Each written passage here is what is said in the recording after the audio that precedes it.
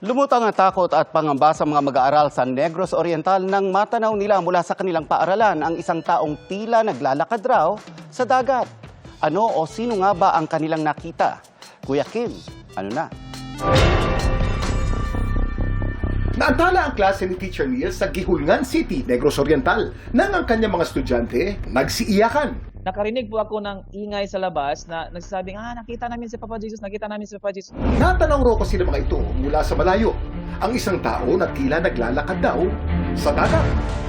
Sinasabihan ko sila na, hindi yan, si Papa Jesus. Pero hindi talaga naniniwala ang mga bata. Ano nga ba ang kanilang nakita? Isang aparisyon? O ilusyon? Tayong mga tao, imposibleng makapaglakad sa ibabaw ng tubig. Ang density kasi ng ating katawan mas mataas kaysa density ng tubig, kaya tayo'y lulubog. Ilang araw matapos mag-viral ang video, lumutang ang kasagutan.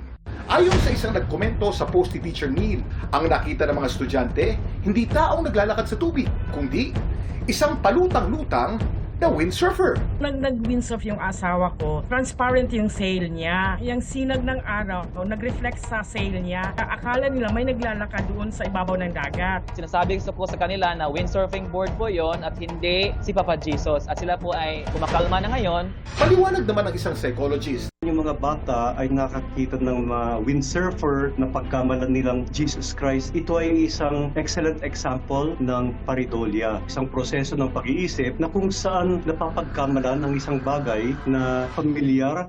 Nangyayari ito kapag may nakita tayong kahawig ng isang bagay. Gusto kasi ng utak natin na makakita ng mga pattern para madali nating maintindihan ang nasa paligid. Kaya mainam magtanong at magsaliksik muna para iwas sa maling akala.